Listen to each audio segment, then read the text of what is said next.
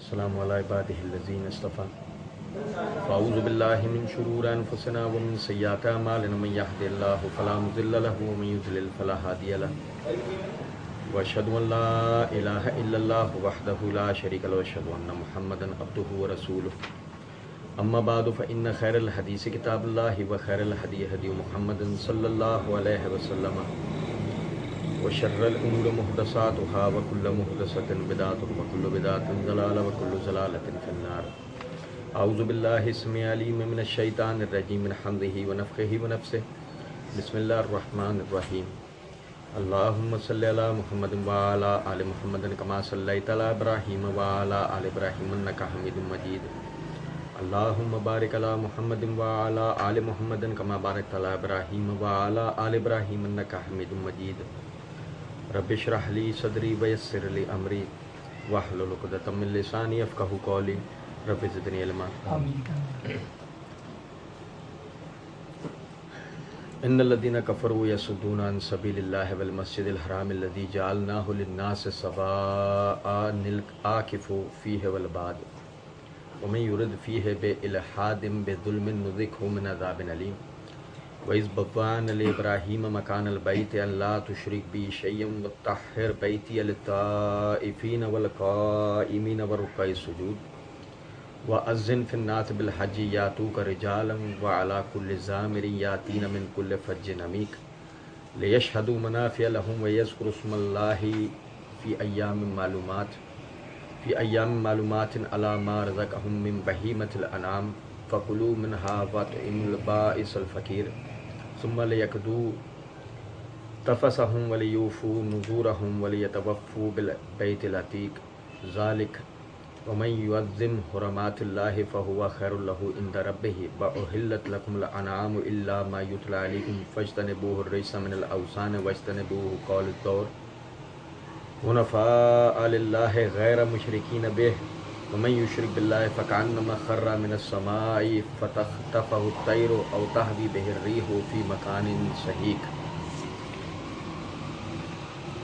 اللہ رب العزت کے فضل و کرم سے آیت نمبر 25 ہم پڑھ رہے تھے اور وقت نہ ملنے کی وجہ سے اس کو ہم مکمل نہیں پڑھ سکے تھے. آیت نمبر 25 سے آیت نمبر 31 تک آپ بھائیوں کے سامنے پڑھا ہے. جب ہم یہ کہہ رہے ہوتے ہیں کہ اسے ہم نے مکمل نہیں پڑھا ہوتا تو اس سے قطعاً مطلب یہ نہیں ہوتا کہ ہم نے اس کی حقیقی تفسیر کو پا لیا اور سمجھ لیا. اللہ رب العزت نے قرآن پاک کو اس کی ہر آیت میں ایک معجزاتی کیفیت میں اتارا ہے. اس کی ایک مکمل تفسیر و تشریح ہے جو محمد الرسول اللہ صلی اللہ علیہ وسلم کو سمجھائی گئی. اور بحیثیت طالب علم جتنا اللہ رب العزت کی توفیق سے ہم اس کے بارے میں جانتے ہوتے ہیں ہم اس حوالے سے بات کرتے ہیں، لیکن اس کے بعد بھی اس کی تشریحات باقی ہوتی ہیں کہ جن کے لیے جو ہم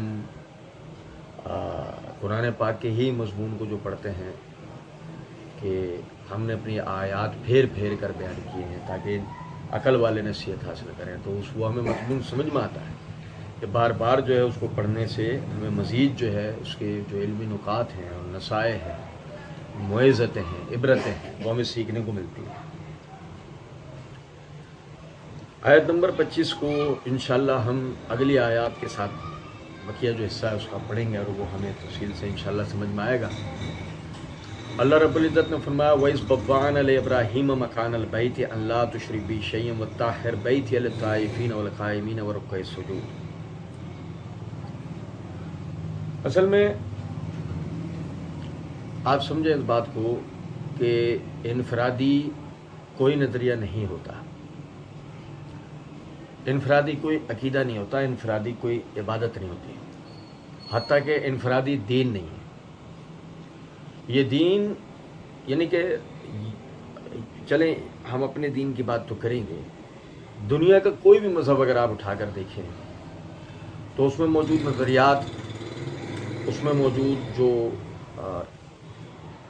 یعنی عبادات ہیں، آپ یہ دیکھیں گے کہ کسی نہ کسی طرح وہ اجتماعیت کا تصور دیں گے، وہ اپنے ماننے والوں کو اس طرف توجہ دلائیں گی کہ اجتماعی اعتبار سے ان نظریات کو، ان عبادات کو اختیار کرنا ہے، ان پہ عمل کرنا ہے۔ تو اس اجتماعیت کے لیے ضروری ہے ان کو ایک جگہ لانا، ان کی ذہن سازی کرنا۔ اگر ہم دیگر مذاہب کی طرف دیکھیں، ان سب نے اس طرح لوگوں کو اکٹھا کرنے اور ان کی ذہن سازی کرنے کے لیے ایک مقام، ایک مکان، ایک مرکز، ایک جگہ اس کے لیے بنائی ہوتی ہے۔ اسلام سے پہلے، یعنی اسلام سے پہلے سے میری مراد یہ ہے کہ محمد صلی اللہ علیہ وسلم کی رسالت کے جو زمانہ ہے اس سے پہلے اگر ہم دیکھتے ہیں، یہود ہوں تو ان کے معبد بنے ہوئے تھے، حالانکہ ان کے لیے کسی قسم کی کوئی گنجائش نہیں تھی معبد بنانے کی۔ معبد معنی وہ جگہ جہاں عبادت ہوتی ہے۔ نصارہ تھے، ان کے کلیسا بنے ہوئے تھے، حالانکہ ان کے لیے کسی بھی قسم کی گنجائش نہیں تھی کلیسا بنانے کی، جن کو ہم گرجا گھر کہتے ہیں، چرچ کہتے ہیں انگلش میں۔ اور جیسے ابراہیم علیہ السلام کا زمانہ ہے، ہم دیکھتے ہیں کہ اس میں مندر بنے ہوئے تھے، وہاں پر بڑے بڑے بت رکھے ہوئے تھے، ان کی عبادت ہوتی تھی۔ اب یعنی جو ہم نے یہود و نصارہ کے لیے پڑھا کہ جی ان کے لیے گنجائش نہیں تھی، کیا مطلب کہ اللہ رب العزت نے ان کے لیے عبادت کے واسطے اور بطور قبلہ بیت المقدس کو مقرر کر دیا تھا۔ ان کے لیے ایسی کوئی گنجائش ان کی کتابوں میں اس وقت میں، بعد میں تو انہوں نے تحریفات کر دی، اس وقت میں کسی قسم کی کوئی گنجائش نہیں تھی کہ وہ کہیں اور اجتماع گاہ بنا سکتے ہیں۔ یہی وجہ ہے کہ صحیح بخاری کے اندر حدیث ہے، نبی صلی اللہ علیہ وسلم نے فرمایا کہ مجھے جن 5 باتوں پر دیگر انبیاء کرام علیہم الصلوۃ پر فضیلت دی گئی، ان میں سے ایک بات یہ ہے کہ میرے لیے تمام روئے زمین کو سجدہ گاہ بنایا گیا ہے، مسجد بنایا گیا۔ آپ صلی اللہ علیہ وسلم یا آپ کے اصحاب یا امتی وہ جہاں چاہے مسجد بنا سکتے ہیں، لیکن یہ جو خصوصیت، یہ جو فضیلت ہے، یہ پچھلی امتوں میں کسی کو بھی حاصل نہیں تھی۔ مگر اس کے باوجود آپ سمجھیں اس بات کو کہ انہوں نے اپنی پبلک کی ذہن سازی کے لیے، ان میں عقائد و عبادات کی اجتماعیت کے لیے انہوں نے ایک مرکز بنایا، انہوں نے ایک عبادت خانہ، ایک مقام اپنے طور پہ مقرر کیا،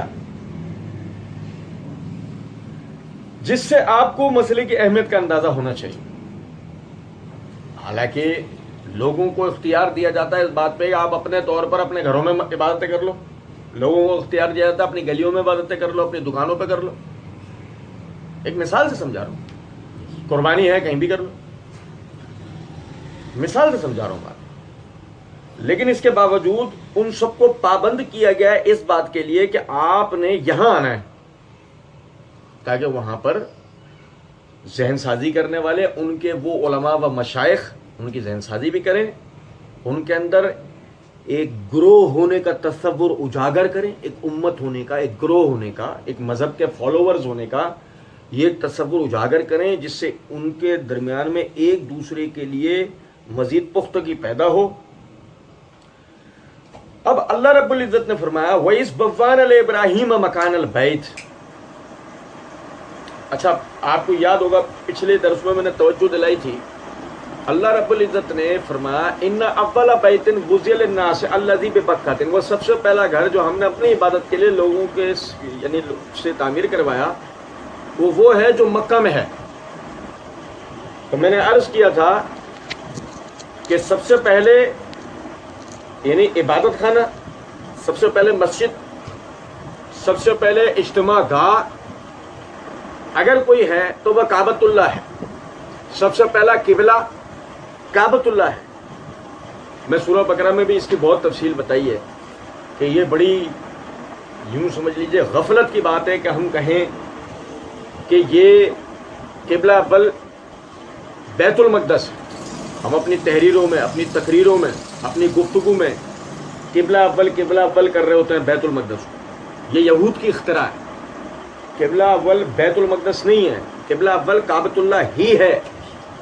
بیت المقدس کچھ عرصے کے لیے قبلہ مقرر ہوا، اس کی وہ حیثیت بھی کچھ عرصے کی ہے، اس کو قبلہ ثانیہ بھی کہنا مناسب نہیں ہے، ایک ہی قبلہ ہے ہمیشہ سے اور ہمیشہ ہمیشہ رہے گا، وہ کعبۃ اللہ بس۔ تو اللہ رب العزت نے اس کی بنیادیں آدم علیہ السلام کے ہاتھوں رکھوا دی، وہیں عبادت ہوتی تھی، وہیں قربانی ہوتی تھی، وہیں حج ہوتا تھا، وہیں اعتکاف ہوتا تھا، وہیں روزے کی سحریاں، وہیں افطار ہوتے تھے، وہیں ساری چیزیں ہوتی تھی۔ پھر وقت آگے بیتا، آبادی پھیلنا شروع ہوئی اور آہستہ آہستہ اللہ کی یعنی شیطان نے لوگوں کو گمراہ کرتے ہوئے اللہ کی عبادت میں شرکت کا تصور پیدا کرا۔ جیسے شرکت کا تصور پیدا کرا تو جس طرح قیام اللہ کے لیے خاص نہ رہا، رکوع اللہ کے لیے خاص نہ رہا، سجدہ اللہ کے لیے خاص نہ رہا، وقوف جس کی جمع اعتکاف ہے اللہ کے لیے خاص نہ رہا، حج اللہ کے لیے خاص نہ رہا، اسی طریقے سے عبادت گاہ بھی اللہ کے لیے خاص نہ رہی اور ایک دوسری عبادت گاہ کا تصور آیا۔ کوئی کہے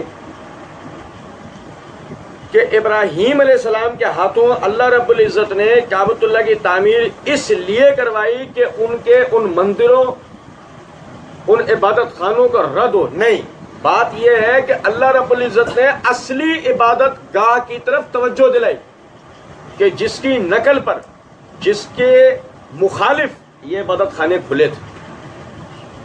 فرمایا وَإِذْ بَوَّأْنَا لِإِبْرَاهِيمَ مَكَانَ الْبَيْتِ، اور ہم نے بیت اللہ کی بنیادیں ابراہیم کے لیے ظاہر کر دیں۔ واقعہ یہ ہے کہ ابراہیم علیہ السلام کو حکم ہوتا ہے کعبۃ اللہ کی تعمیر کے لیے، بنیاد کے لیے نہیں، بنیاد پہلے ڈل چکی ہے۔ یہ ذہنوں میں کبھی خیال نہیں آنا چاہیے کہ ابراہیم علیہ السلام کے ہاتھوں کعبۃ اللہ بنا، نہیں، کعبۃ اللہ ابراہیم علیہ السلام کے ہاتھوں اس کی مزید تعمیر ہوئی۔ میں نے سورہ بقرہ میں بہت تفصیل سے بتایا۔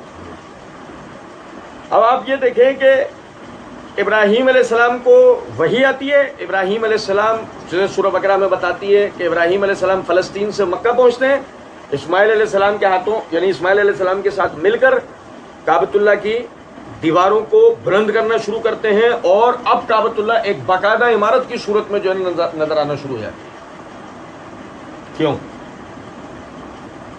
ایسا کیوں ہوا؟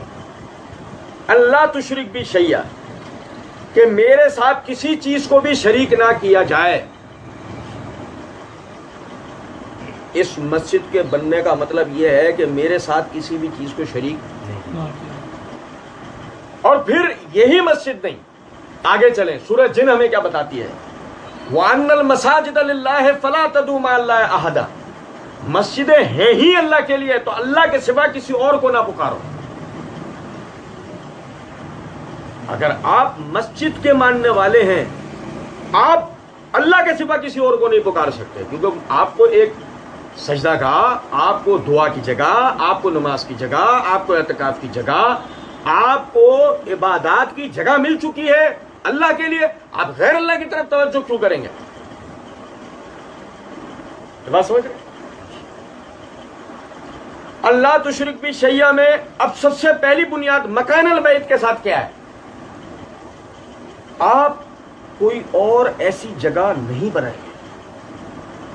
گو اگر آپ نے کوئی ایسی جگہ بنائی تو آپ نے بیت اللہ کے ساتھ اسے شریک کیا، یہی وجہ ہے۔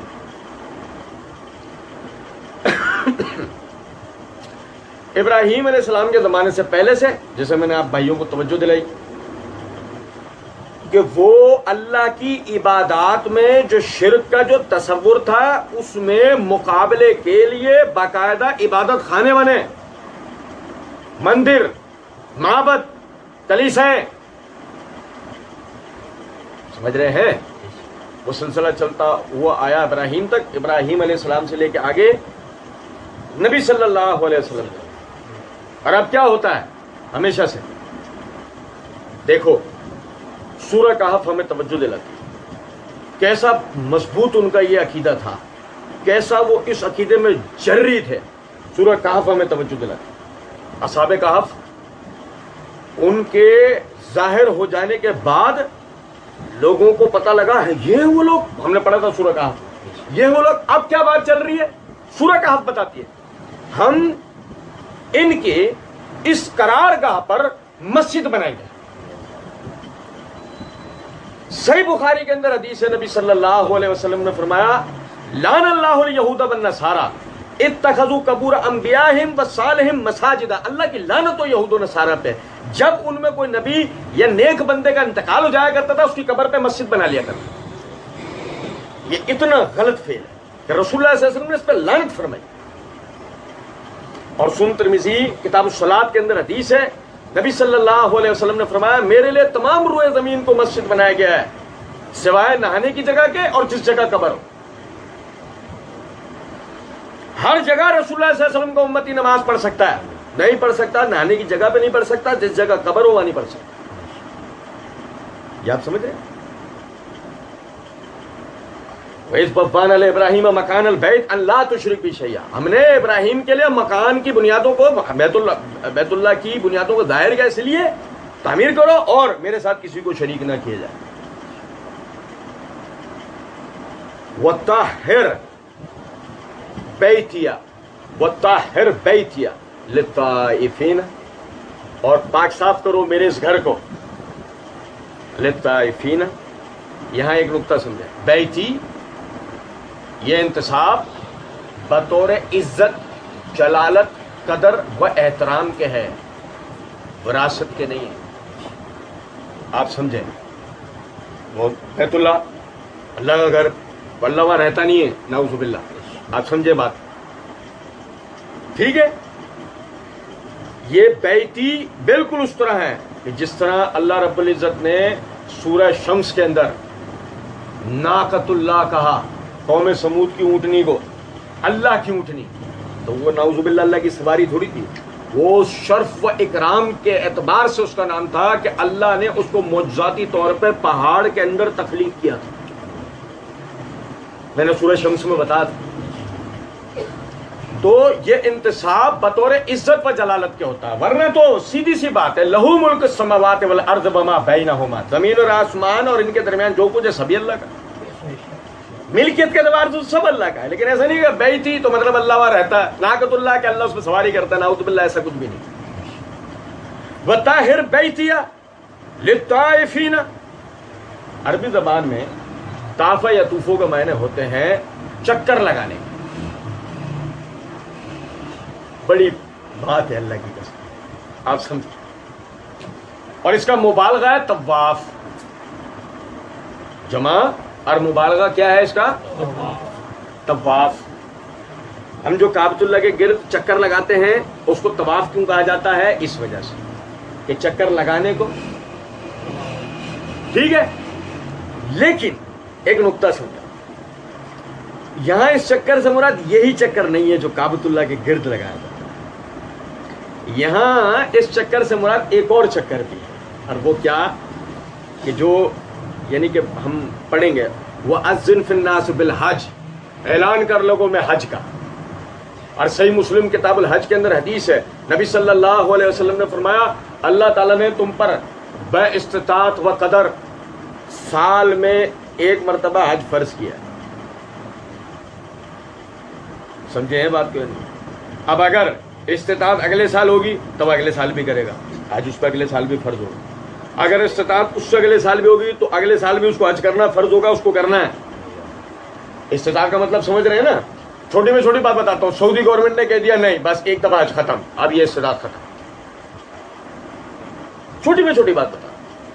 لیکن اگر اس طرح کا کوئی مسئلہ نہیں، رستے کی آسانی ہے، سورہ بقرہ میں ہم پڑھ چکے ہیں، رستے کی آسانی ہے، کوئی رستہ آپ کو ایک حج کے بعد کوئی دوسرا حج سے منع نہیں ہے، آپ کے پاس پیچھے مال چھوڑنے کی استطاعت ہے، آپ کے گھر والے کھا پی سکتے ہیں، کوئی مسئلہ نہیں، سفر کرنے میں آپ کو کوئی تکلیف نہیں ہوگی، کوئی بیماری نہیں ہوگی، کوئی پریشانی نہیں ہوگی، اور زیادہ راہ آپ کے پاس ہوگا کہ آپ رستے میں کھاتے پیتے جا سکتے ہیں، آپ کو کوئی قرض مانگنے کی نوبت نہیں آ جائے گی، کوئی اس طرح کا معاملہ نہیں ہوگا۔ تو آپ پہ سال میں ذی الحجہ کے مہینے میں جیسے حج کا مہینہ آئے گا آپ کے اوپر حج فرض ہو جائے گا، حج کرے بغیر آپ کی جان نہیں چھوٹنی، اور اگر موت ہو گئی تو حالت کفر پہ موت ہوگی، جیسے کہ سنن ترمذی میں حدیث ہے کہ جو شخص حج کی استطاعت پائے اور اس کے بعد بھی حج نہ کرے، اس کے بعد وہ یہودی ہو کے مرے یا عیسائی ہو کے مرے، اسلام کو اس کی کفر ہے۔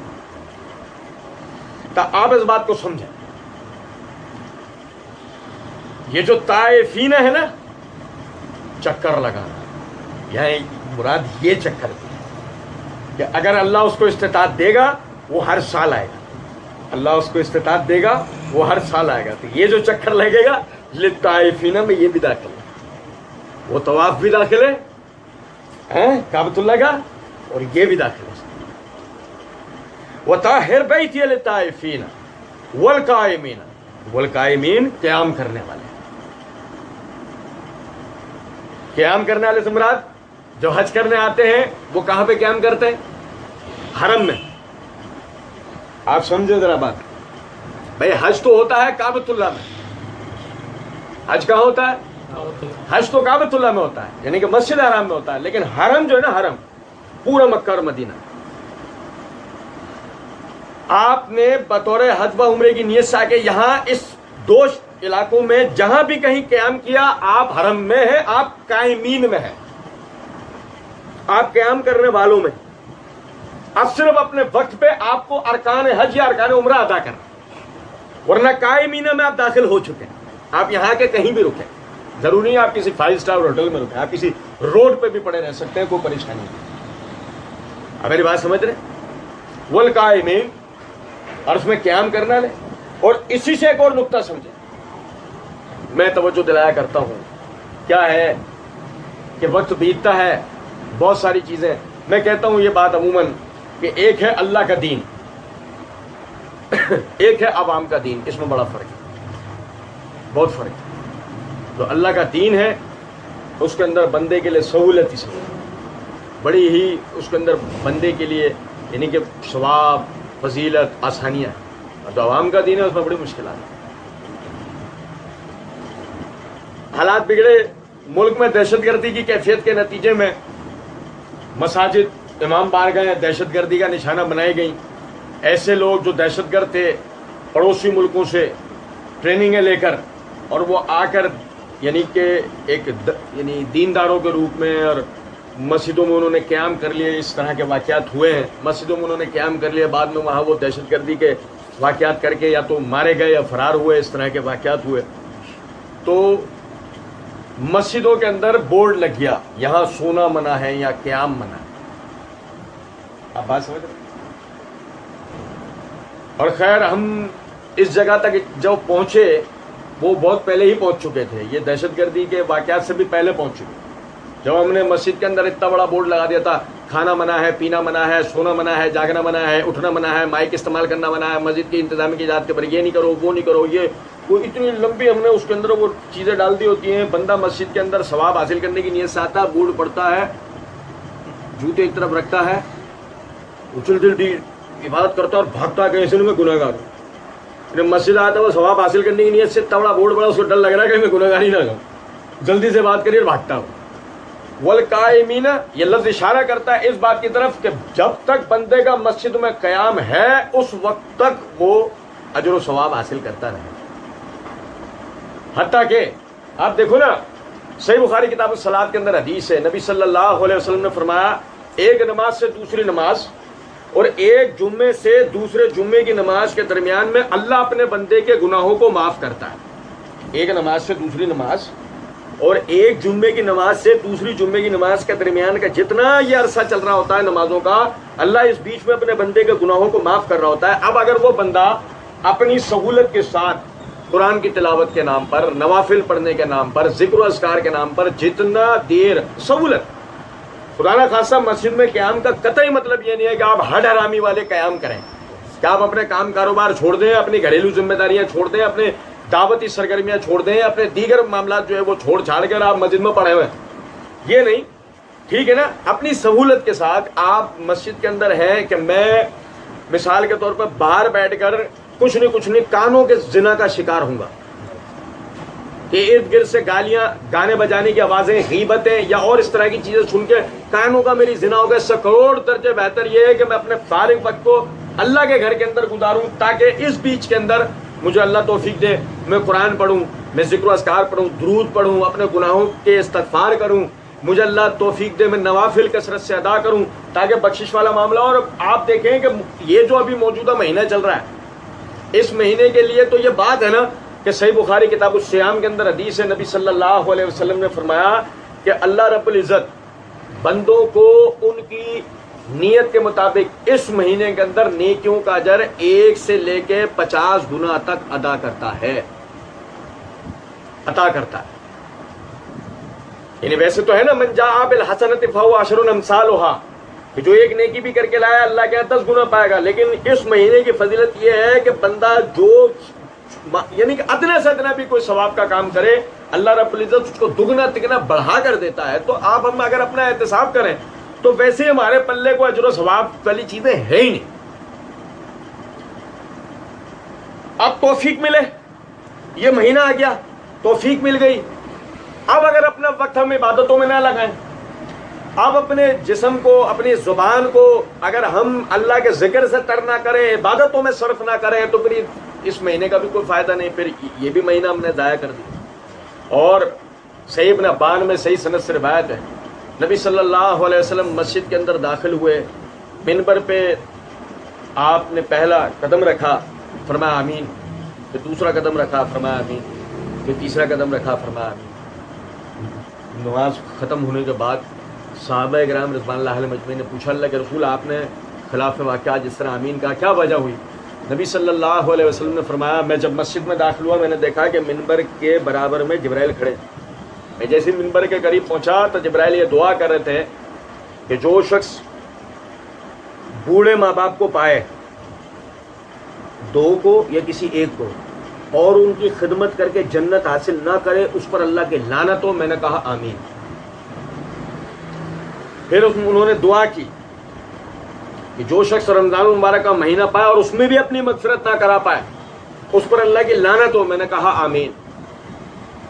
پھر فرمایا کہ جس کے سامنے آپ کا ذکر کیا جا رہا اور وہ آپ پہ درود نہ پڑے اس کے اوپر اللہ کی لعنت ہو. میں نے کہا آمین. تو یہ حدیث ہمارے لیے مشعل راہ ہے. رمضان المبارک کا مہینہ آیا، ہم نے اپنے فارغ وقت کو جتنا ہو سکتا ہے عبادتوں میں لگانا ہے تاکہ ہماری بخشش کا کوئی رستہ بن سکتا ہو. فرمایا والرکعی، اور رکوع کرنے والے.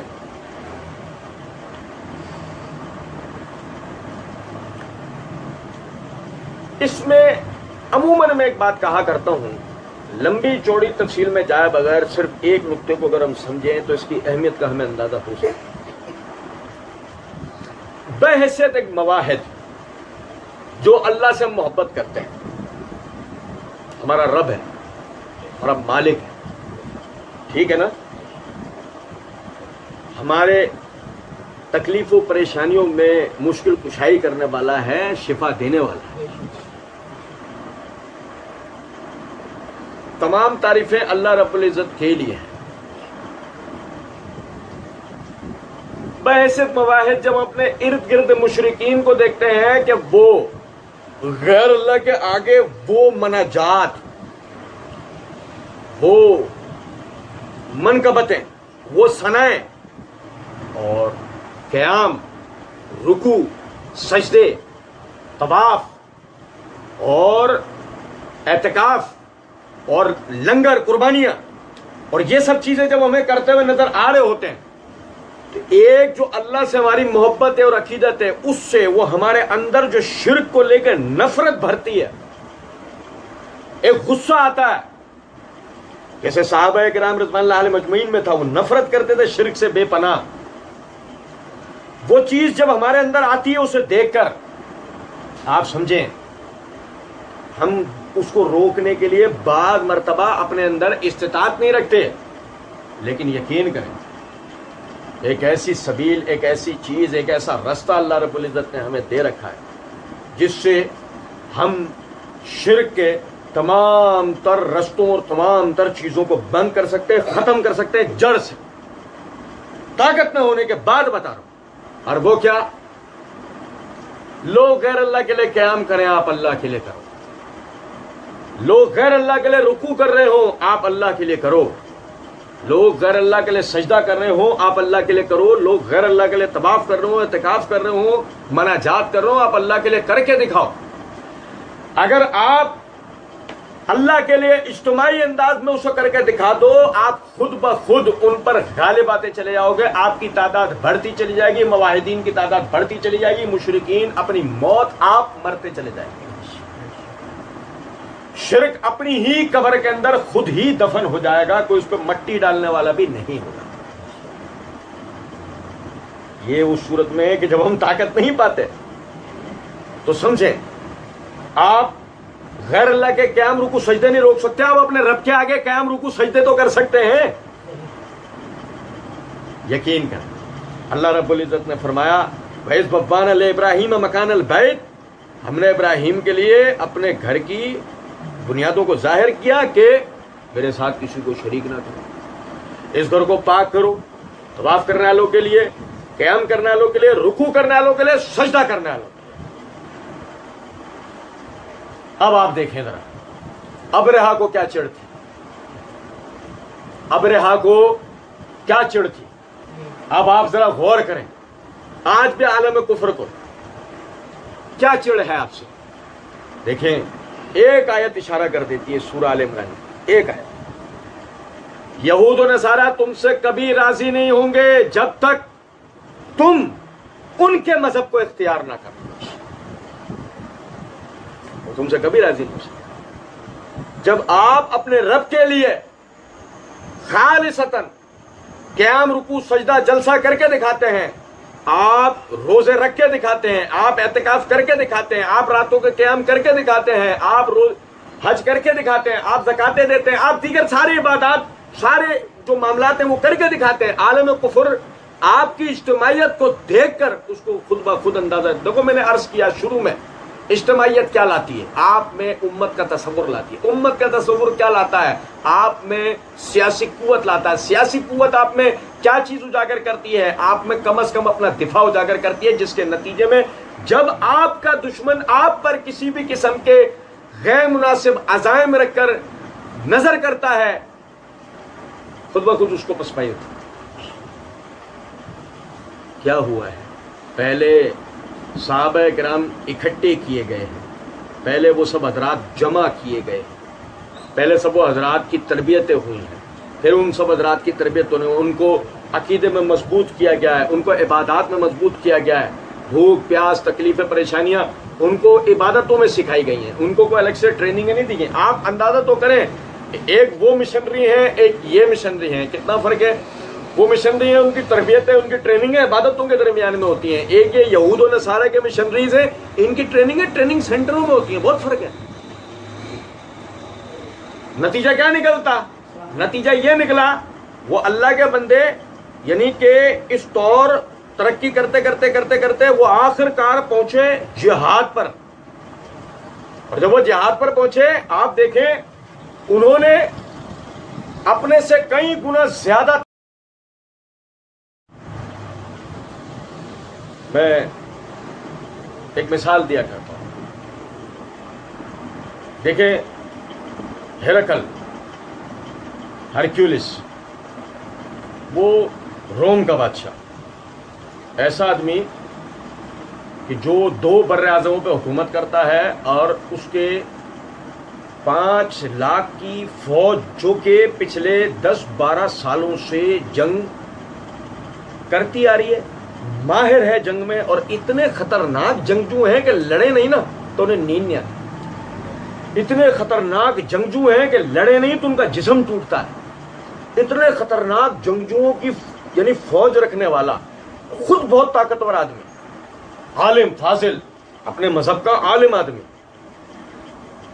اور لوہے کا لباس پہننے والا، لوہے کا لباس، عام طور پر لوہے کا لباس پہننے والا، کبھی بھی جنگ کے لیے نکلنا پڑ سکتا ہے، وہ والی کیفیت،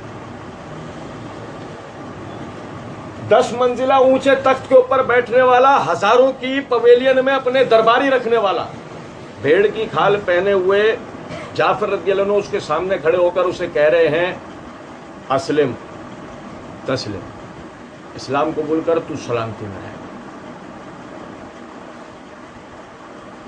او بھائی میرے آپ اندازہ کرو کیا ہے یہ کسی معجزے سے کم نہیں ہے، اللہ کی قسم۔ ایک آدمی اس کے اپنے دربار میں، اس کے اپنے ملک میں، اس کے اپنے دربار میں، اس کی فوج کے درمیان میں کھڑا ہوا، اس کو مخاطب کر کے کہہ رہا تو اسلام قبول کر، سلامتی میں رہے،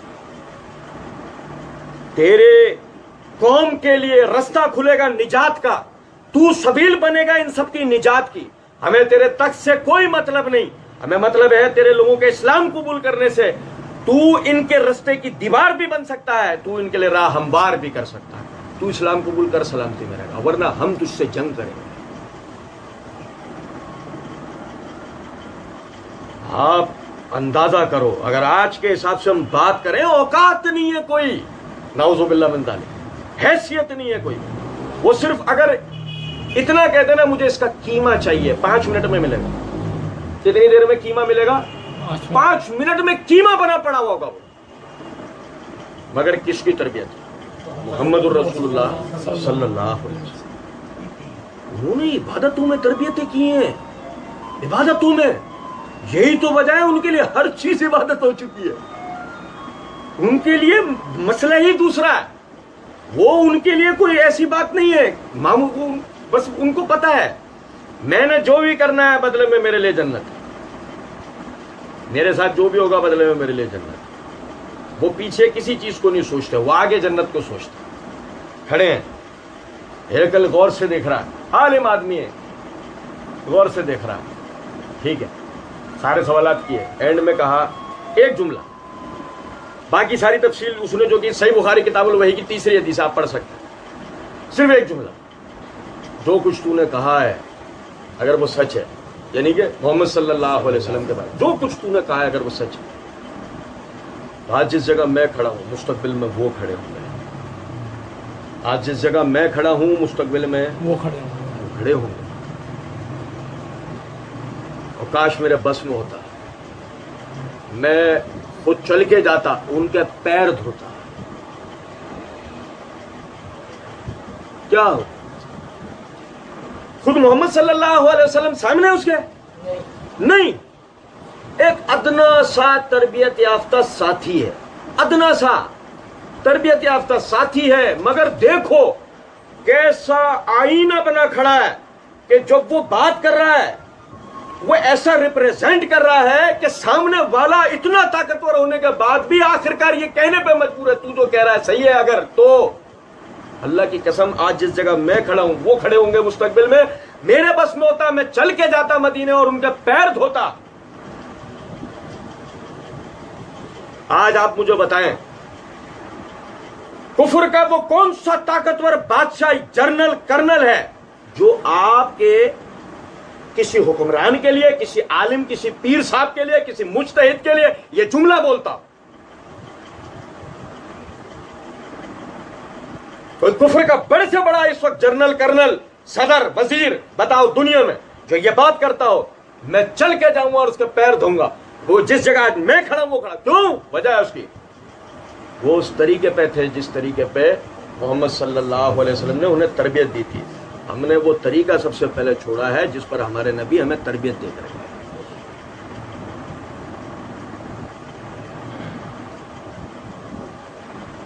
ورکع سجود، رکوع اور سجدوں کے لیے ان کے رکوع سجدے دیکھو تو ذرا یار، اللہ کی قسم، اللہ کے لیے رکوع سجدے کرنے والے، ہرقل کھڑا ہے یا تخت کے لیے آ کے کھڑا ہوا، پڑھو آپ البدایہ والنہایہ میں، یہ تخت پہ آ کے کھڑا ہو، سارا کا سارا پویلین سجدے میں، جعفر رضی اللہ عنہ کھڑے ہیں،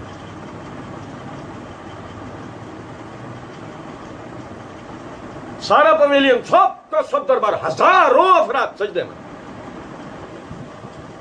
کھڑے، تم سجدہ نہیں کرتے؟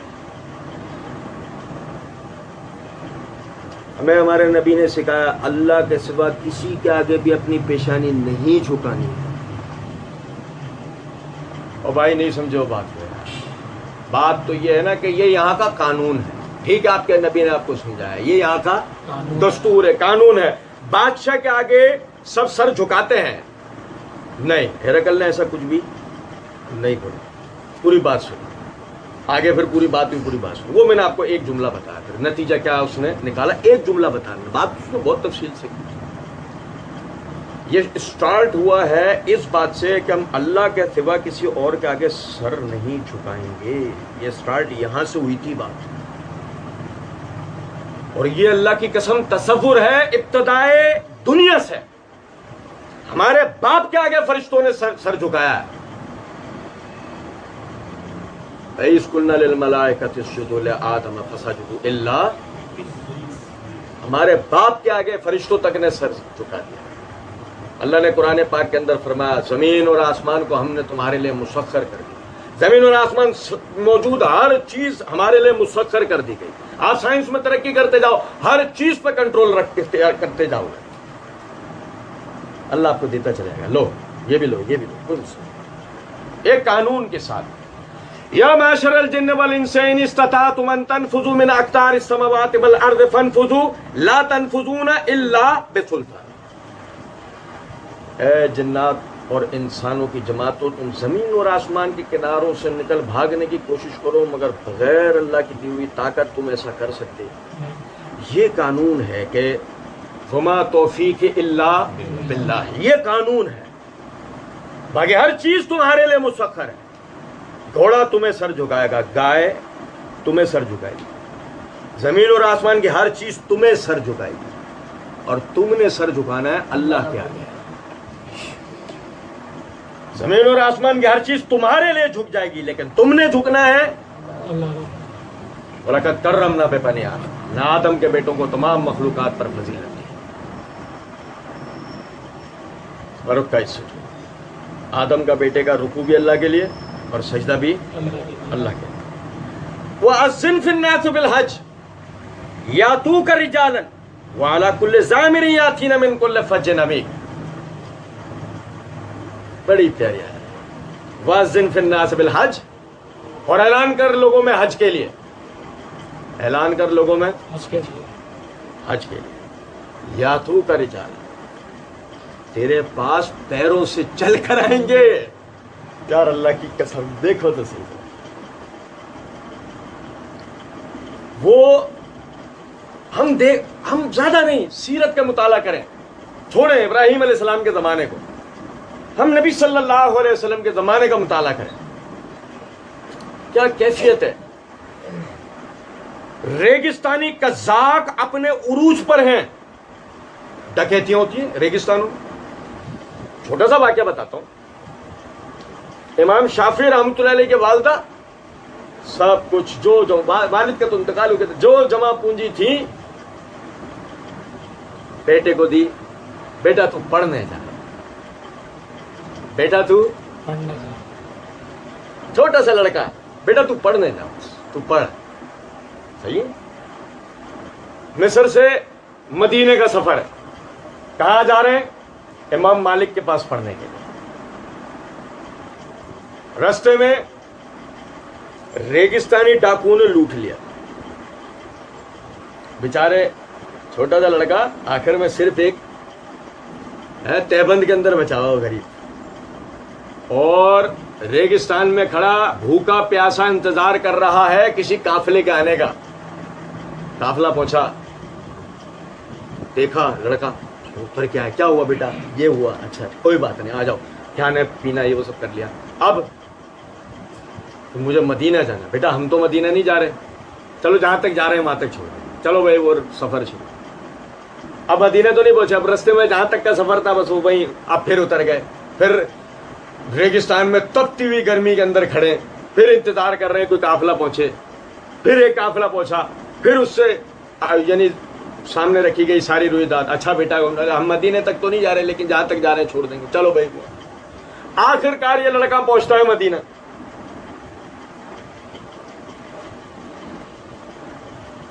اللہ کی قسم, امام مالک پڑھا رہے ہیں مسجد نبوی میں. پتہ لگا پوچھتے پوچھتے بھاگتے ہوئے پہنچے کہ بھائی تعلیم چل رہی ہے. بھاگتے ہوئے پہنچے, گیٹ پہ جگہ ملی, وہیں بیٹھ گئے. امام مالک وہ پڑھاتے تھے, ایک ایک کو دیکھ غور سے پڑھاتے پڑھاتے گیٹ پہ نگاہ پڑی, لڑکا مٹی سے کھیل رہا, مٹی میں انگلیاں چلا رہا ہے, مٹی میں کھیل رہا. ٹھیک, کلاس ختم ہو گئی. شاگرد کو قریب بیٹھے ہوئے شاگرد کو, اس کو لڑکے کو جانے مت دینا, اس کو میرے پاس لے کر آؤ.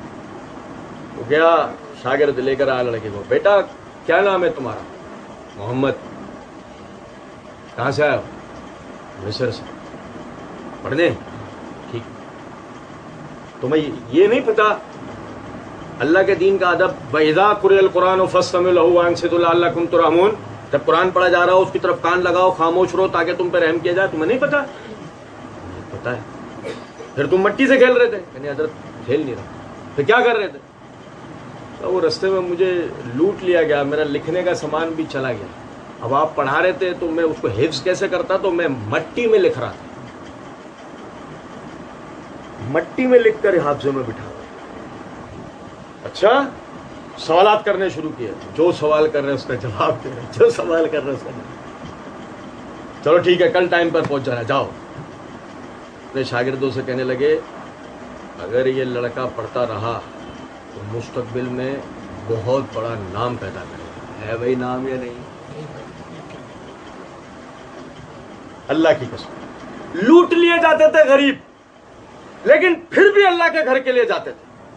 یا تو کا رجالن، پیدل چل کر آئیں گے. تجھے کیا کرنا ہے؟ واذن فی الناس بالحج، لوگوں میں حج کا اعلان کر. یہ حج کی برکت ہے، یہ ہمارے اجتماع گاہ کی برکت ہے، یہ مسلمانوں کے اجتماع گاہ کی برکت ہے. اللہ کی قسم اس کے یہ جو ہوا ہے نا ہمارے ساتھ بہت. وہ میں آپ کو ایک بات بتاؤں کیا ہے کہ 5th جنریشن وار فیئر میں چلنے کے باوجود آج بھی کیفیت ہماری ایسی ہے، صفر ہے ہم. بالکل ہمیں پتہ ہی نہیں ہے ہمارے ساتھ قوموں نے کیا کیا سیاستیں کر دی ہیں، ہمارے ساتھ کیا کیا معاملات ہو رہے ہیں. ایک اجتماع گاہ ہے آپ، اس میں اکٹھے ہونا آپ پر لازم کیا گیا ہے. اس کے علاوہ آپ کی کوئی اجتماع گاہ نہیں. آپ کو توڑا گیا اپنے اس اجتماع گاہ سے، اپنے ان بھائیوں سے، پوری دنیا کے مسلمانوں سے کٹ کریں. آج آپ ذرا غور کریں اپنے آپ. آج ایسے اکیلے میں بیٹھ کر کبھی اپنا احتساب کریں. آپ کو کیا لگتا ہے اسلام اور مسلمان کہاں ہیں؟ پاکستان میں. اور اس میں بھی خاص طور پہ آپ کے اپنے شہر میں، اور اس میں بھی خاص طور پہ آپ کی اس مسجد یا اس جگہ جہاں پہ آپ درس و تدریس کے لیے جاتے ہیں، یا جہاں پہ آپ کوئی ذکر و اذکار کے لیے یا کسی بھی مقصد کے لیے آپ اکٹھے ہو رہے ہیں. آپ کی نظر میں تو بس وہی مسلمان اور یہی بس اسلام ہے، ختم. اس سے بڑھ کر کیا ہو سکتا ہے کہ کفر نے آپ کو آپ کی جمعیت سے توڑ دیا. آپ کنویں کے مینڈک بن کے رہ گئے. ورنہ آپ کے علم میں لانا چاہیے اس بات کو، آپ کو آپ کے علم میں ہونا چاہیے 44 آزاد ریاستیں ہیں آپ کی پوری دنیا میں. کتنی؟ 44. حالانکہ جب یہ اعلان ہو رہا ہے وَأَذِّن فِي النَّاسِ بِالْحَجِّ، اس وقت میں دنیا میں 3 مسلمان ہیں. ابراہیم، اسماعیل، بیوی انتقال کر چکی ہیں تو اس لیے ان کی گنتی نہیں گن رہا ہوں. ابراہیم، اسماعیل اور اسحاق. دنیا میں 3 مسلمان ہیں اس وقت جب یہ اعلان کیا جا رہا ہے وَأَذِّن فِي النَّاسِ بِالْحَجِّ. آج دنیا میں آپ کی تعداد ہے 1 ارب 20 کروڑ مسلمان. اگر ایک جگہ کھڑے ہو کر پیشاب کریں تو سارا کفر بھیجا ہے. سمجھے ہو یا نہیں؟ لیکن جیسے ہی آپ کو آپ کی اجتماعیت سے توڑ دیا گیا، اب آپ کی نظر میں آپ کیا رہ گئے؟ وہ یہ ہم. اس کے بعد مسلمان کوئی نہیں. ٹھیک ہے، لیکن اب دیکھو ذرا وہی اجتماعیت کو اب دیکھیں گے. ہمارے ہی رشتہ داروں میں جو حضرات حج کر کے آئے، بٹھاؤ ان کو ساتھ، بشرطے کہ وہ سنجیدہ طبیعت لوگ، اللہ کے دین کو فرضی اعتبار سے عمل کرنے والے لوگ نہ ہو، حقیقی اعتبار سے عمل کرنے والے. ایک ہوتا ہے نا فرض اعتبار، نماز باپ دادا پڑھتا ہے تو نماز بھی پڑھ رہا ہے، زکوٰۃ باپ دادا دیتے ہیں. ہاں نہیں، ہمارے ہمیشہ سے پورے روزے رکھتے ہیں. مسئلہ پورے روزے رکھنے کا نہیں ہے، وہ تو آپ پہ فرض ہے، وہ تو آپ کو رکھنا ہی ہے، اس کے بغیر جان نہیں چھوٹنی.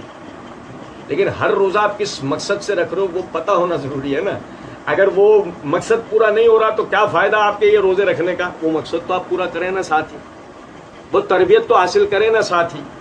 اب جو آپ کے ہی رشتہ داروں میں حقیقی اعتبار سے انتہائی عقیدت محبت کے ساتھ سیکھ سکھا کے جو حج کر کے آئے اسے لے کے بیٹھے، اس سے پوچھیں، وہاں کے رویداد پوچھیں.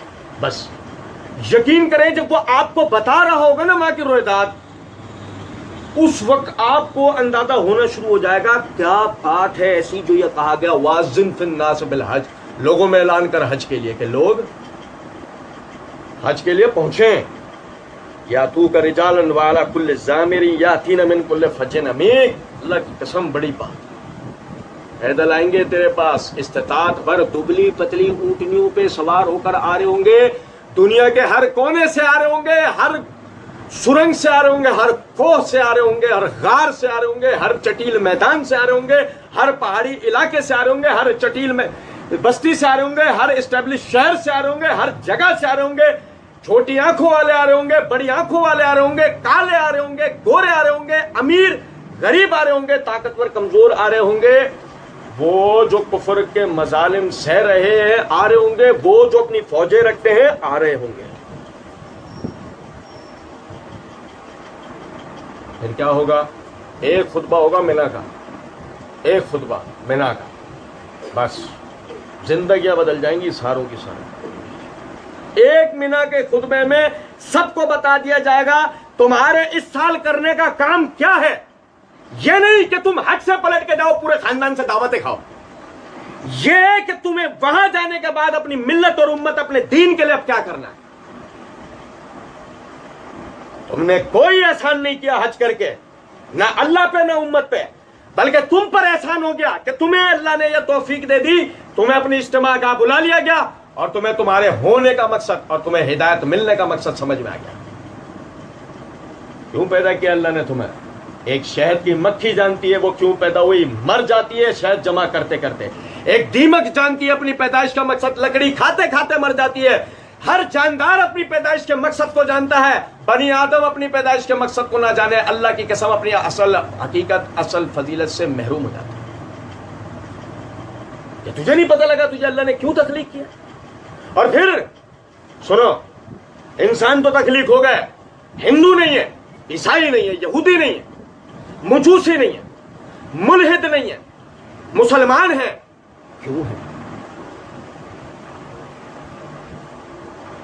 وہ اللہ جس کے ہاتھ میں ہدایت و گمراہی ہے, جس کے ایک کن کہہ دینے پر آدمی ہدایت پر اور گمراہی پر چلا جاتا ہے. کیا بات ہے, اس نے ہمیں ہندو نہیں رکھا, عیسائی یہودی نہیں رکھا, اس نے ہمیں مسلمان گھرانے میں یعنی پیدا کیا, ساتھ ہی پھر ہمیں اپنے دین کی آگاہی دیتا چلا گیا, ہمیں ہدایت میں ترقی دیتا چلا گیا, آج تک مزید ہمیں سکھایا جا رہا ہے. کوئی وجہ ہے؟ کوئی بات ہے؟ ہاں, کیا کنتم خیر امۃ اخرجت للناس تأمرون بالمعروف وتنہون عن المنکر. تم بہترین امت ہو, تمہیں لوگوں کے درمیان سے سلیکٹ کیا گیا ہے کہ تمہیں برائیوں سے روکنا ہے, تمہیں نیکیوں کا حکم دینا ہے, تمہیں اللہ پہ ایمان لانا ہے.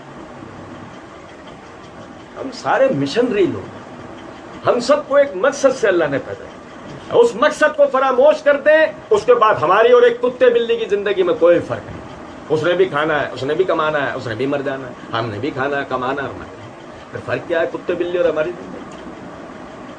وَأَذِّن فِي النَّاسِ بِالْحَجِّ يَأْتُوكَ رِجَالًا وَعَلَىٰ كُلِّ ضَامِرٍ يَأْتِينَ مِن كُلِّ فَجٍّ عَمِيقٍ. تو لوگوں میں حج کا اعلان کر, لوگ پیدل چل چل کے تیرے پاس آئیں گے, دبلی پتلی اونٹنیوں پہ سوار ہو کر آئیں گے, ہر علاقے سے آئیں گے. لِيَشْهَدُوا مَنَافِعَ لَهُمْ, تاکہ وہ گواہی دیں گے پوری دنیا کے سامنے اس بات کی, منافع لہم, جو فائدے کی جگہ انہیں پہنچی. مفسرین نے آیت کے اس حصے کی کئی تفسیریں کی ہیں, ساری عمیق, ساری علمی, ساری فائدہ مند تفسیریں, جن میں ایک سیاق کے اعتبار سے آپ سمجھیں. ابو ذر بھائی مکہ پہنچے, کپڑا بیچا, واپس گئے, رات کو کھانے پہ بیٹھے ہوئے, بھائی کہنا لو بھائی نہیں سنو. اور بھائی مکے میں کوئی صاحب ہیں جو یہ کہہ رہے ہیں کہ میں رسول ہوں اور وہ بھی آخری رسول ہوں, اور یہ بت پرستی وغیرہ یہ ساری چیزیں غلط ہیں. ایک اللہ کی عبادت ہوگی, قیام بھی اللہ کے لیے, رکوع بھی اللہ کے لیے, سجدہ بھی اللہ کے لیے, دعا بھی اللہ سے, قربانی بھی اللہ کے لیے, ہر چیز اللہ کے لیے. یہ ساری باتیں غلط ہیں, یہ سب کچھ, یہ سارا ہمارے باپ دادا کا دین, یہ سب غلط ہے. ابو ذر خاموشی سن رہے, اچھا قریش میں سے, ہاں بنو ہاشم, ہاں اچھا معلومات کر. کوئی بات نہیں ہے نہ اسلام کی، وہ کوئی بات بولا ابھی تو ایک سنا ہے، اچھا ایسا بھی کچھ ہوا ہے کہ ٹھیک ہے۔ ابو ذر نکلے، اب بھائی نہیں کیا، اب اس جگہ یعنی کہ اب کپڑا لے کے اگلے دنوں ابو ذر گئے مکہ، دن میں کام کاروبار ہو گیا، شام ہو گیا، اثر کا بزنس بند، کاروبار بند، کعبۃ اللہ پہنچے، کہاں؟ یہی جس کی بات ہو رہی ہے، وہ عظمت والا گھر، پوری کائنات کا عظمت والا گھر، کعبۃ اللہ پہنچے۔ ذہن میں خیال، کیونکہ یہ بات میں کئی مرتبہ پہلے بھی کہہ چکا ہوں، یقین کریں اس گھر کی عزت، حرمت، جلال، اکرام، شرف اتنا ہے، کفر کے زمانے میں بھی، بت پرستی کے ایام میں بھی لوگ تھلوں پہ نہیں بیٹھتے تھے، اس گھر میں بیٹھتے تھے۔ وہ دیکھو نا مشہور واقعہ کہ جب ابو جہل نے نبی صلی اللہ علیہ وسلم کے سر پر پتھر مارا، آپ کا سر سے خون بہ نکلا، حمزہ رضی اللہ عنہ شکار سے پہنچے، ان کے گھر میں مرم پٹی تھی، یہ کیا ہوا ہے؟ تو وہ بیوی نے بتایا کہ وہ ابو جہل نے یہ بدتمیزی کی۔ اچھا کیوں یہ ہوا؟ اچھا کمان لیے سیدھا کعبۃ اللہ، یہ نہیں کہ کوئی اس کے گھر چلے جائیں، کوئی اس کی بیٹھک کے لگ جاؤ، سب جانتے ہیں فارغ ہو کے لوگ کہاں بیٹھیں گے؟ ہوٹل پہ نہیں، تھلے پہ نہیں، ڈبو پہ نہیں، پٹی پہ نہیں، کیرم پہ نہیں، کسی دوست کے گھر پہ نہیں، اللہ کے گھر میں جا کے بیٹھیں گے۔ مشرک ہو، کافر ہو، مومن ہو، کوئی بھی ہو، بیٹھا ہوا کہاں ملے گا؟ یہ تو ہم نے کرا نا مسئلہ، ہم نے اللہ کے گھر سے اپنا رشتہ ختم کیا، سیدھا گئے، جاتے رخ کے سر پہ کمان توڑ دی، کمان اتنی زور سے سر پھاڑ دیا اس کو۔ میرا بھتیجا تمہارے باپ دادا کے دین کے خلاف بولتا ہے، اس لیے تم سارے اس کے خلاف، لو آج سے میں بھی تمہارے باپ دادا کے دین کو چھوڑو، میں بھی اپنے بھتیجے کے دین، آپ کر لو جو تم ہم چچا بھتیجے کا کر سکتے۔ عرض کرنے کا مطلب یہ ہے، کہاں ملا ابو جہل؟ ابو ذر پہنچتے ہی مکہ، کاروبار فارغ ہوتے کے ساتھ سیدھا کعبۃ اللہ پہنچے۔ کہاں ملیں گے؟ مسئلہ یہ ہے کہ رسول اللہ صلی اللہ علیہ وسلم تو وہاں دعوت دے کے جا چکے، ارقم رضی اللہ تعالیٰ عنہ کے گھر پہ ہیں، رات کو بالکل ایسے ارقم رضی اللہ عنہ کے گھر پہ وہ سب آیا کرتے تھے، جو مسلمان ہوتے آتا تھا ان کے بعد تربیت ہوتی تھی، بالکل ایسے جیسے آج ہم سب بیٹھے ہیں۔ اب ابو ذر پوچھیں کس سے؟ یہ تو اندازہ ہے کہ جس سے بھی پوچھوں گا الٹا مجھ پہ ہی برس پڑے گا، تو کہ ان کے باپ دادا کے دین کے خلاف ہے معاملہ۔ ٹھیک ہے، اتنی دیر میں ایک لڑکا قریب آیا، آپ نے کھانا کھایا ہے؟ کھانا کھا لے میرے ساتھ۔ ٹھیک ہے، صحیح ہے بھائی۔ لڑکا ساتھ بیٹھ گیا، کھانا شروع ہو گیا۔ کھانا کھاتے ہوئے ابو ذر کہنے لگے، وہ تم قریش میں سے ہو؟ جی۔ تم ہی میں سے ایک شخص نے نبی ہونے کا اعلان کیا؟ جی جی بالکل۔ تم جانتے ہو ان کو؟ بہت اچھی طرح۔ آپ ان سے ملنا چاہتے ہیں؟ جی۔ آپ میرے ساتھ چلیں، میں ملاقات کراتا ہوں۔ بس اتنا کرنا ہے، میں تھوڑا 10-12 قدم آگے چلتا رہوں، آپ میرے پیچھے پیچھے آتے رہیے، میرے قریب مت آئیے۔ میں آپ کو ان کے دروازے تک لے آؤں گا، جہاں وہ اندر ہوں گے میں آگے چلے جاؤں گا، آپ اندر چلے جائیں۔ شروع کا زمانہ ہے نا، سب مخالف ہیں، بس مسلمان پتہ لگ جائے مسلمان ہو گیا، پھر وہ ہوتا ہے جو بلال کے ساتھ ہوا تھا، ہم سب کو پتا۔ لڑکا کون ہے؟ علی بن ابی طالب رضی اللہ عنہ۔ بات آ رہی ہے سمجھ میں؟ نہیں؟ وہ ابو ذر پہنچے نبی صلی اللہ علیہ وسلم کے پاس، دیکھا first impression is a last impression. اگر مثال ہی کسی کے لیے سچ ہے تو وہ محمد صلی اللہ علیہ وسلم، دنیا میں اور کسی کے لیے مثال نہیں ہے، یہ غلط ہے یہ مثال۔ First impression is not a last impression. آدمی کبھی کسی کی حیثیت میں ہوتا، کبھی کسی کا۔ یہ شرف صرف نبی صلی اللہ علیہ وسلم کا حاصل ہے، پہلی ملاقات میں آدمی ان کا ہے، شخصیت سے اختلاف نہیں کر سکتا، دعوت سے بھلے اختلاف کرے گا۔ شخصیت اتنی متاثر کن ہے کہ آدمی کبھی یہ نہیں کہہ سکتا میں اس سے ملا یہ ایسا تھا، نہیں۔ ابو ذر ملے، پہلی ملاقات میں زندگی بدل گئی ان کی، دعوت سنی، دعوت سمجھ میں آئی۔ واقعی یہ دعوت کس کو نہیں سمجھ میں آئے گی؟ ایک اللہ مشکل کشا ہے، ایک اللہ حاجت روا ہے، ایک اللہ کے آگے قیام کرو، ایک اللہ کے آگے رکوع کرو، ایک اللہ کے آگے سجدہ کرو، ایک اللہ کے لیے قربانی کرو۔ کون بے وقوف ہے دنیا میں جس کو یہ دعوت سمجھ میں نہیں آئی؟ شیطان نے چھو کے خپتی نہ کیا باؤ، باقی یہ دعوت ہر آدمی کو سمجھ میں آئی۔ ابو ذر مسلمان ہو گئے اور یہ سلسلہ بن گیا۔ 9 ہجری تک تو کیفیت یہ ہو گئی تھی، 9 ہجری تک تو کیفیت یہ ہو گئی تھی، صبح فجر سے جو نبی صلی اللہ علیہ وسلم مسجد میں تشریف فرما ہوتے, آنے والوں سے ملاقاتیں شروع کرتے تو رات گئے تک عشاء کی جماعت لیٹ ہو جاتی بعض مرتبہ. اور پڑھو آپ صحیح بخاری کتاب الصلاۃ, غزوہ تبوک کے ایام کا واقعات پڑھو, آپ حیران رہ جاؤ. صبح سے رات تک افریقہ سے لوگ آ رہے ہیں, ہندوستان سے لوگ گئے, پڑھو آپ اس الغابہ, پڑھو الوداع والنہایہ, ہندوستان سے لوگ گئے اسلام قبول کرنے, افریقہ سے, یورپ سے, انٹارکٹیکا سے, دنیا بھر سے لوگ آپ کے پاس آ رہے ہیں. ترجمان بیٹھے ہوئے آپ کے ساتھ, آپ عربی میں بول رہے ہیں, ترجمہ کرنے والا ترجمہ کر رہا ہے, سلمان فارسی فارسی میں کر رہے ہیں, سہیب رومی رومی زبان میں کر رہے ہیں, اور محمد بن عمر الاوزائی سندھی میں ترجمہ کر رہے ہیں. بات آ رہی ہے سمجھ میں یا نہیں؟ آپ اندازہ تو کرو یار, اللہ کی قسم. کیفیت یہ ہے, لوگ اللہ نے جو سورہ فتح میں کہا تھا ان فتحنا لک فتحا مبینا, بات سچ ہوئی. اذا جاء نصر اللہ والفتح ورأیت الناس يدخلون فی دین اللہ افواجا, اللہ کی وہ مدد, اللہ کی وہ نصرت آ گئی جس کا تجھ سے وعدہ ہوا تھا. اللہ کے دین میں لوگ جوک در جوک داخل ہو گئے, گروپ کے گروپ, ہزاروں, 100, 2, 4, 6, 8, 10, 20, 100, ہزاروں کی تعداد میں لوگ آ رہے ہیں. 9 ہجری پورا سال آپ صلی اللہ علیہ وسلم کا لوگوں سے ملتے ہیں. ہوا کیا ہے, بس لوگوں میں ایک دفعہ اعلان کرو, اس کے بعد کیا ہوگا, لوگ تیرے پاس پیدل سواریوں پہ چل چل کر آئیں گے. لیشہدوا منافع لہم, تو انہیں فائدے پہنچے, پوری دنیا میں اس کی گواہیاں دیں گے. یہ صرف ایک تفسیر ہے لیشہدوا منافع لہم کی. وقت زیادہ ہو گیا ہے, بلکہ انشاءاللہ آئندہ پڑھیں گے تو وہیں اللہ نے اگر توفیق دی مزید اس آیت کو ہم سمجھیں گے. عرض کرنے کا مطلب یہ ہے میرے بھائی, بحیثیت مسلمان ہم سب پر یہ لازم ہے, ہم اپنی تمام تر توجہ کا مرکز کعبۃ اللہ کو بنائیں. وہ ہمارا مرکز ہے, وہ اکلوتی اور حقیقی ہماری عبادت گاہ ہے, وہ اکلوتی اور حقیقی ہماری اجتماع گاہ ہے. ہماری صرف حج کی عبادت کا ہی اس سے ہمارا رشتہ نہیں جڑا ہوا, ہمارے دین کی بنیاد بھی وہی جگہ ہے, دین بھی ہمارا وہیں سے شروع ہوتا ہے. کوشش کریں اس بات کی اپنے اندر ایک اجتماعی تصور لے کے آئیں. آپ کنویں کے مینڈک نہیں, آپ مسلمان ہیں. آپ میں فرقہ واریت کا کوئی تصور نہیں, امت اور جماعت ہونے کا تصور ہے. آپ چند ہزار افراد کا مجموعہ نہیں, بلکہ اس وقت ہی دنیا میں 1 ارب 20 کروڑ افراد کا مجموعہ ہے. آپ کی توجہ میں آپ کی پوری امت ہونی چاہیے, نہ کہ آپ کا فرقہ یا آپ کا کوئی معمولی سا گروہ. آپ کی سیاست گلی محلوں کی سیاست نہیں ہے, آپ کی سیاست جہاد کی سیاست ہے, خلافت کی سیاست ہے. آپ کی توجہ کا مرکز ہی گلی محلوں کی سیاست نہیں ہونی چاہیے, پوری دنیا کا آپ کا جو اجتماعی نظام ہے, آپ کے مسلمانوں کے جو معاملات ہیں, اس پہ آپ کی نگاہ ہونی چاہیے. اور اصل توفیق دینے والی اللہ کی ذات ہے. اللہ رب العزت سمجھنے اور عمل کرنے کی توفیق دے.